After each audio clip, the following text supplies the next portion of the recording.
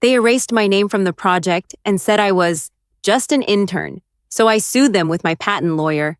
That sentence doesn't taste like victory when I say it now. It tastes like something quiet, cold, like the air inside a courtroom just before the verdict. I didn't say it out loud back then, not to them, not even to myself. But it's what I've carried inside every day since that lab door shut behind me, silently, without ceremony, and without warning. My name is Lena Tran, and I'm 27 years old. I'm a graduate student in biotechnology, was at least when this story began. Back then, I was just someone with a beat-up laptop, an obsession with protein sensors, and a hope stupid enough to believe merit would speak louder than hierarchy. I was accepted into a prestigious 3-month internship at GenAxis, one of the top biomedical research labs in the country. Everyone in my program envied me. "This is your ticket," they said. I believed them. What no one knew, not even the lab, was that 2 weeks before my first day, I'd filed a provisional patent, not for the whole device they were building, but for a very specific way to optimize the sensor core. My optimization. I didn't lead with it. I wasn't there to brag. I was there to contribute. I wanted to earn a place, one that no one would have to make room for. There were 6 people on the GenAxis team. I was the youngest, the only intern, and the only woman. On paper, we were equals in pursuit of knowledge. In practice, I was an ornament. A polite nod in meetings, a fresh set of eyes, a potential diversity win in the next grant cycle. They smiled, they asked about my school, they gave me leftover data sets to comb through. But when I raised my hand and offered an idea, just a refinement, a tiny shift in the sensor's detection delay, they blinked, said nothing, and moved on. I told myself it was timing. Maybe they didn't hear me. Maybe I needed to say it more assertively. So I wrote a short report, 3 pages, clear graphs, comparative data. I uploaded it to the internal system. No response. A week later, the team leader, Dr. Callan, presented that same optimization in our Monday meeting. Same principle, same diagrams, same performance boost, but with a new label and no mention of where it came from. Everyone clapped. I didn't. I watched the slide fade to the next, and I wrote down the date and time in my notebook. Not because I was angry, but because something had shifted inside me, just slightly. The beginning of a fracture. And I knew. This wasn't the kind of place where people forgot by accident. After that Monday meeting, I stayed late in the lab, alone. I pulled up the internal server and searched for my uploaded report. It was still there, time-stamped, unchanged. No one had commented, but someone had read it. In the following days, I noticed subtle shifts. The sensor design was tweaked to follow my proposal exactly, down to the modulation timing I'd spent 2 sleepless nights perfecting. Only now, it was called dynamic lag-adjusted sensing, a new name for an old thought. My thought. I didn't confront anyone, not yet. Instead, I went quiet. I started tracking everything. Who opened what files, who reused which data points, what terms were mentioned in the weekly briefs. Every time my work resurfaced without my name, I took notes. I became my own archivist. But still, I hoped. I thought, maybe this was just how it worked. Maybe once I proved myself, someone would say, "Hey, good work on that." They never did. A few weeks later, I submitted a longer internal memo, a technical document proposing a secondary improvement based on the initial optimization. I was proud of it. It wasn't just solid work, it was original. When I asked the admin team if it had been logged into the research archive, I got a vague reply. Later that day, Dr. Callan pulled me aside in the hallway, all smiles. "Lena, your contributions are noted," he said, "but intern-level work isn't typically added to the main record. It's just a matter of protocol. You understand?" I didn't. Not really. I stood there nodding as if I did, while a document I had written vanished into a digital black hole. Later that evening, I overheard 2 researchers chatting near the vending machines. They didn't know I was behind the column. "She's eager, I'll give her that," one said. "Yeah," the other laughed. "Maybe she should be in charge of coffee schedules instead of microcontrollers." They both laughed. Loudly. I didn't move, didn't breathe. It wasn't the joke that hit me. It was the ease of it. The casualness, like the idea of me having real ideas was just funny. When the team sent out the updated progress report for the next funding cycle, I read through it carefully, the core optimization I had first proposed, the foundation on which the current model now stood. was described in technical detail across 4 paragraphs. Not once did it mention who introduced the concept, not even a line, just passive voice. The design was adjusted. The sensor was improved. I asked a fellow intern, one who came from a more prestigious program, if this was normal. He hesitated, then said, "Well, sometimes things move fast. Attribution is messy." Then he leaned closer. "Look, between you and me, everyone knows that was your idea. But in this world, Lena, it's not about who said it first. It's about who people remember saying it." I nodded, but inside something hardened. They didn't just overlook me. They were building on top of me, layer by layer, like I was a foundation no one was supposed to see. The first time I saw my work lit up on a projector in front of the funding committee, I was sitting in the back row with a coffee I hadn't made, wearing a name tag no one bothered to read. The slide was slick, Gen-Axis blue with crisp white text, animations timed to perfection. The title read, Sensor Core Optimization Phase 2 Progress. Then came the diagram, my diagram, or at least a slightly polished version of it. Same axis labels, same sequence flow, even the same odd formatting I used in my original report. I'd always aligned the threshold values slightly to the right. It was a habit, a quirk. And there it was, flickering on screen, without a single reference to my name. Dr. Callan was presenting, voice smooth as glass. "We found a significant improvement in latency tracking," he said. "It allowed us to isolate feedback signals more efficiently during diagnostic cycling. This refinement accelerated our progress by an estimated 42%. Applause. Someone asked, "Who led this portion of the model?" Callan paused, just a breath, and then said, "It was a collaborative effort. A lot of internal discussions, but ultimately, the team synthesized a workable solution." I looked around. No one flinched. The others from our lab, Dr. No, Jules, even Priya, sat calmly, some even nodding. I felt the same way I did in my first swim class when I slipped underwater and no one noticed. Not panic, not struggle, just the cold silence of being unseen. The presentation ended. Everyone stood. Hands were shaken, pledges were made. More money was promised. Afterward, I lingered near the refreshment table, alone. Jules passed by with a cookie in hand.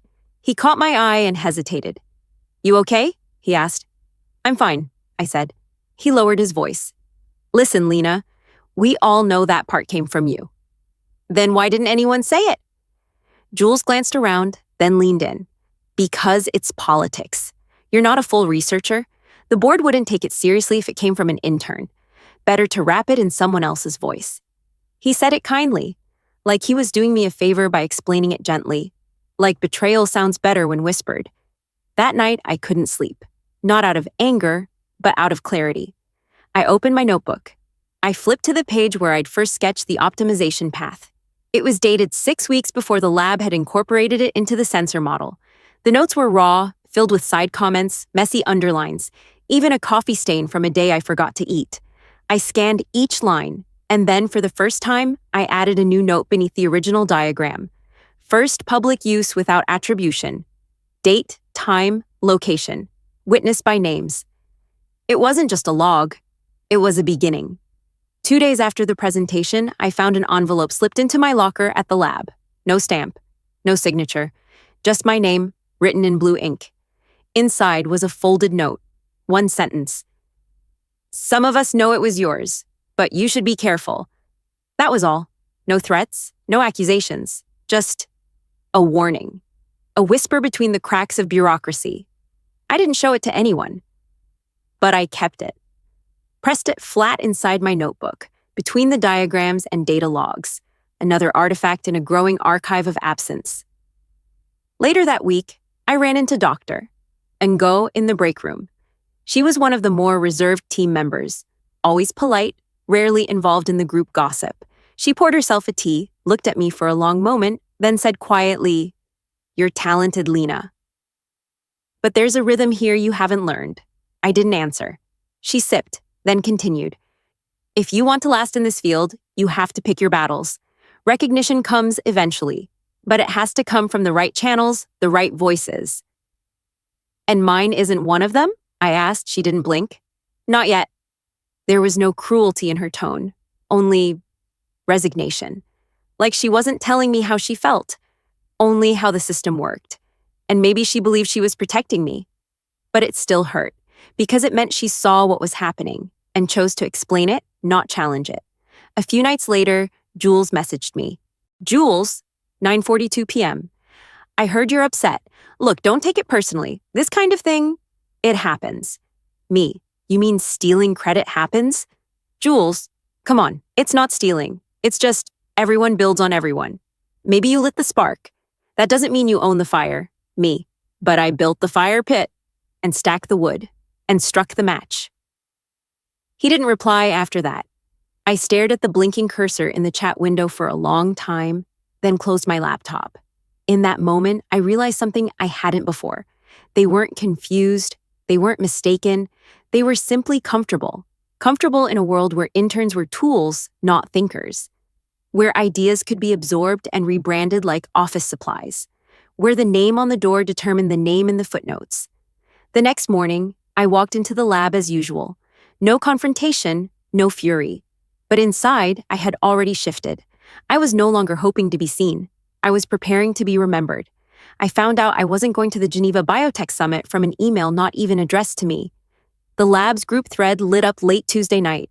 Flurry of messages, emojis, excitement. Switzerland, here we come! Finally presenting on the big stage. Let's show them what Gen Axis can do. I scrolled through the chain 3 times. My name wasn't anywhere. No congrats, Lena. No inclusion, no oversight, just absence. The next morning, I waited for Dr. Callan in the hallway. Calm, composed. He looked surprised to see me. Hey, he said, something on your mind? I noticed I wasn't on the list for the summit. A short pause. Then the practiced smile. Oh, right. Yes, so we had to make some hard decisions. The conference committee is strict about author qualifications. Technically, interns don't meet the threshold for speaking roles or official delegation. But I contributed to the core optimization, the thing you're presenting. That was my work. Callan exhaled, his tone shifting ever so slightly. Look, Lena, I'm not minimizing your input, but in these settings, we have to be strategic. Optics matter. It's about who can represent the lab, who has the credentials, the institutional backing. You'll get there, just not this time. He gave me a patronizing tap on the shoulder, like he was comforting a child who didn't make the team, and then he walked away. Back at my desk, I opened my draft submission. The model diagrams, the test logs, the white paper framework, everything I had outlined over weeks of unpaid overtime. I stared at the line in the official abstract. The Gen Axis team's breakthrough in sensor modulation reflects a unified research effort built on collaborative principles. No names, no credit, just a blanket of plausible deniability. They weren't just ignoring me anymore. They were making sure I couldn't even stand in the room. That night, I sat in my apartment, still in my lab coat, lights off. Outside, the city hummed like it didn't care. Inside, I replayed every moment. The meetings, the silent nods, the stolen ideas repackaged with new labels. I wasn't angry anymore. I was empty. Not because I'd lost anything, but because they'd taken everything I had given and erased the giver. I opened my old email account from graduate school, searched for the confirmation from the patent clinic. There it was, time-stamped, verified, archived. Provisional patent submission. Title, filed. Date applicant, Lena Tran. I stared at the words for a long time. Then, without blinking, I downloaded the PDF. Renamed the file, evidence_001.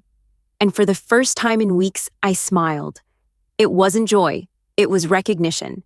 I might not be going to Geneva, but I wasn't going away.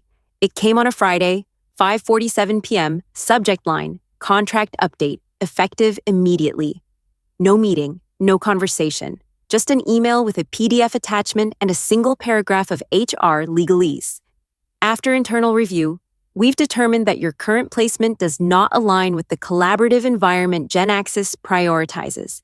We wish you the best in your future endeavors. Collaborative environment? That phrase caught me. Like it was supposed to mean something comforting. Like I'd been the problem, the mismatch, the wrong ingredient in their perfect chemical equation. I sat there for a full minute, staring at the screen. No movement, no breath. Then I clicked over to the lab's internal dashboard. My account had already been deactivated, access revoked. I wasn't just out, I was erased. An hour later, someone from IT called. Routine protocol, he said. Just making sure I returned my badge, cleared out my desk. I asked one question. Did you delete my files? A pause. We archived everything. Nothing personal remains on the server. I thanked him, hung up, sat back. They had cleaned house, their house. But they'd forgotten one thing. I had my own. That night, I received a Google alert. GenAxis submits patent for novel biosensor optimization. Application date, 3 days ago. Design summary. Eerily identical to mine. I clicked through the documents. Same structural redesign. Same signal calibration shift. Even the exact margin notes I'd made on my earliest drafts, translated now into sterile, professional prose. Sanitized theft. Their names were on the patent application. Mine was not. And that's when I felt it. Not rage, but silence. A heavy, ancient silence. Like standing at the bottom of a well, looking up at stars that didn't know you existed. I didn't cry. I printed out my original submission. Date stamped, signed, confirmed by the university's legal clinic. Weeks before I ever walked into that lab, I laid it next to the GenAxis application. 2 documents, 1 truth. They thought they had buried me, but I was already below ground, watching, recording, waiting. I opened a clean folder on my desktop, titled it, For Meredith Cho, Legal Counsel. Dropped in every file, my original notes, the provisional patent, emails, Slack messages, the photos I'd taken of my whiteboard after late-night work sessions. I didn't hit send yet. I just closed the folder, let it sit there, quiet, unread, like a sealed envelope with a ticking clock inside, because I knew this wasn't the end of the story. This was the part where the silence ends. The Geneva Biotech Summit opened with the usual pomp. Blue-lit stages, banners printed on recycled fabric, a breakfast spread that cost more than my first month's rent. I didn't belong there, not in their eyes anyway. Not as a speaker, not as a name anyone recognized. But I had an invitation, a real one. Dr. Camille Hart, head of a small research team at Northeastern Biomed, had listed me as a co-author on her latest publication. She'd read my early work at a poster session months before and asked if I'd contribute to her next project. I never imagined that yes would buy me a front row seat. And I didn't come alone. Meredith Cho walked beside me, her heels echoing across the polished conference hall. She didn't smile. Meredith never did. She didn't need to. She was the kind of lawyer who spoke softly because she knew when she stood, the world leaned forward. We took our seats 5 rows from the stage. On the screen above, GenAxis's logo appeared. The title of the talk, Sensor Modulation and the Future of Molecular Diagnostics. A familiar title, a familiar model, a familiar theft. Dr. Callan walked on stage with rehearsed humility. He thanked the organizers, cracked a joke, launched into slides. Slide 3, my optimization curve. Slide 4, the feedback algorithm I diagrammed on my whiteboard at 1 a.m. 6 months ago. Slide 5, the performance boost I'd measured, alone in a silent lab. Every detail, now rewritten in corporate fonts with footnotes citing their own internal reports. When the session moved to Q&A, Meredith stood, calmly, clearly. I have a question regarding the source of the optimization model you presented, she said. Specifically, the underlying structure described in your patent filing last month. Dr. Callan blinked. We're not taking legal questions at this time. Meredith didn't move. Then I'll make a legal statement. The room went still. She held up a manila envelope.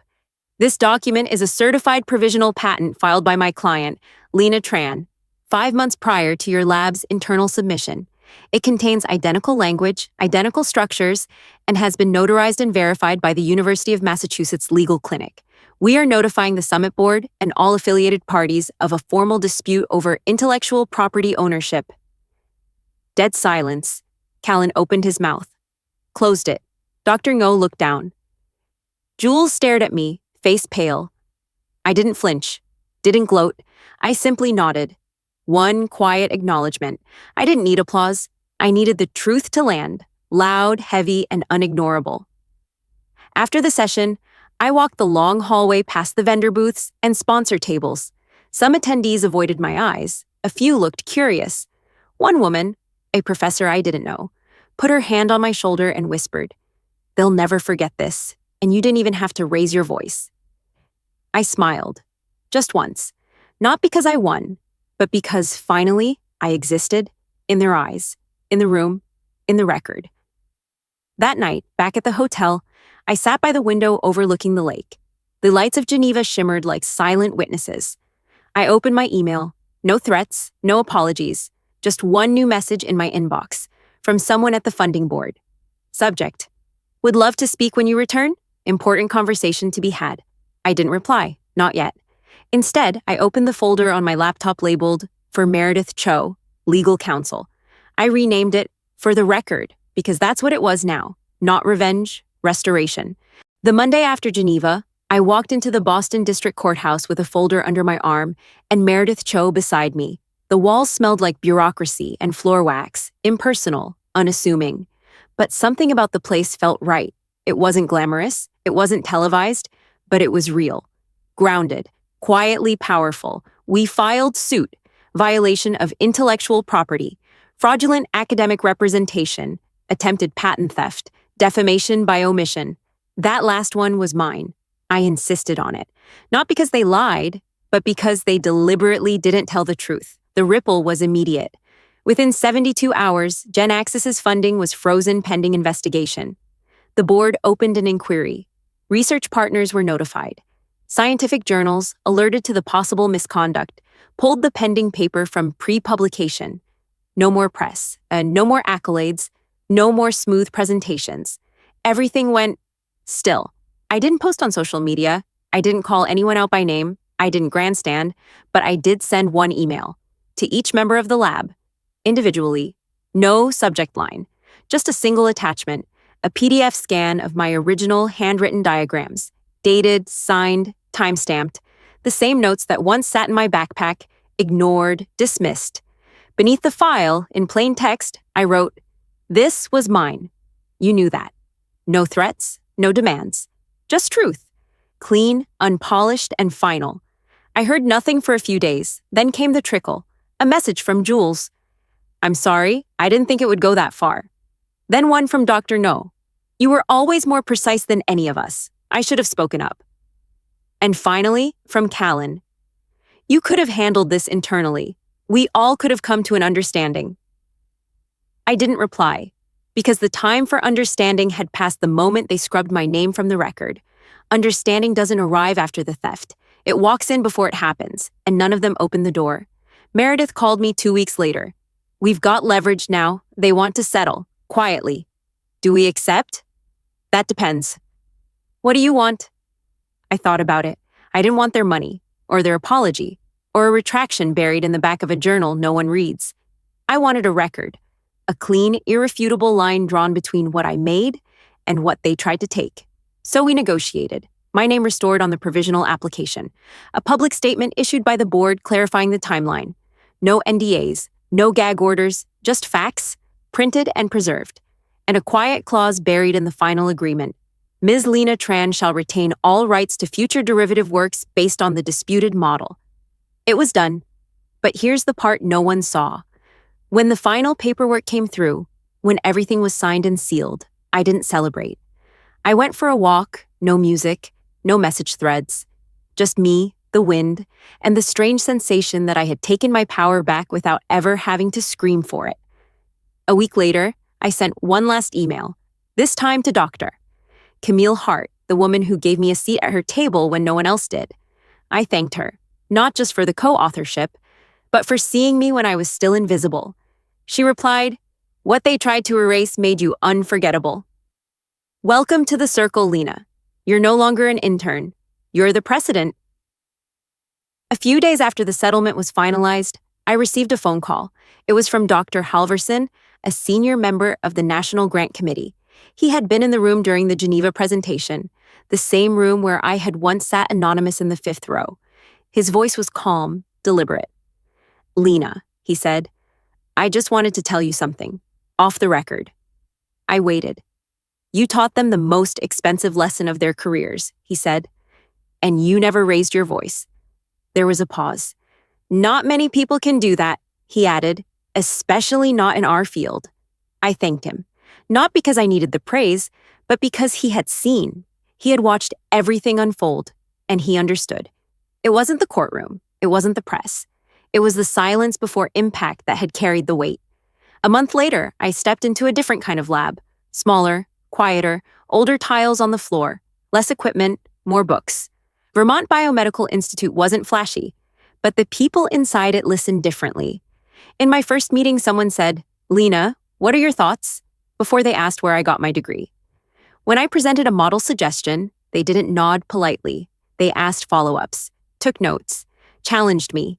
In the way that says you belong here, there were no gold-plated plaques, no patent rush, no unspoken rules about who gets to speak, just a circle of minds, open and hungry, who valued substance over status. I didn't tell them what happened at GenAxis. They didn't ask, and that was the gift. Because in that silence, I was free to become someone new, not in reaction to the past, but in service of something better. For the first time in a long time, I went home not with a list of wrongs in my pocket, but with ideas that I couldn't wait to test. And that's when I knew. I didn't just leave the old system, I outgrew it. The older I get, the more I believe this. Most people don't steal because they're evil. They steal because they're afraid they'll never be enough without taking. I used to think the world was built on fairness, that if I worked hard, spoke gently, contributed generously, things would sort themselves out. Now I know. The world isn't fair or unfair, it's just human, and humans are messy, wanting, always reaching for more, recognition, power, permanence. But the thing is, nothing they take ever stays. You can borrow credit, hijack a spotlight, even forge a version of the truth. But eventually, it collapses under its own weight. Because truth is like gravity. It doesn't shout, it simply waits. That's how I see the world now. Not as cruel, just as a place where people act from their fears more often than from their wisdom. There were days I wanted to scream. Days I wanted to burn the whole system down just to be heard. But I didn't. Not because I was weak, but because I learned that anger is a loan with cruel interest. It always takes more than it gives. So instead, I chose stillness. Not the kind that means doing nothing. The kind that means knowing exactly when to move and when not to. I chose not to humiliate anyone, not because they didn't deserve it, but because I didn't want to carry that kind of weight. I didn't need revenge to be whole. I only needed to remember who I was before they told me who I wasn't. And now? Now I wake up in a small town with soft snow and quiet streets. I still work, still think too much, still scribble half-legible equations on paper napkins. But I don't chase credit anymore. I chase clarity. I no longer measure my worth by what others see or say or forget to include. I measure it by how steady I remain when the wind changes, by how deeply I listen, especially when no one's speaking, by how gently I can walk through a world that once tried to erase me, without needing to erase it back. I don't live to win anymore. I live to understand and to be unshaken. That, I think, is enough. Maybe you've been there too. Not erased in a dramatic way, just slowly made invisible. Maybe you didn't scream. Maybe you waited. Maybe you're still waiting. If any part of this story felt like yours, tell me, not how you fought back, but what helped you stay whole.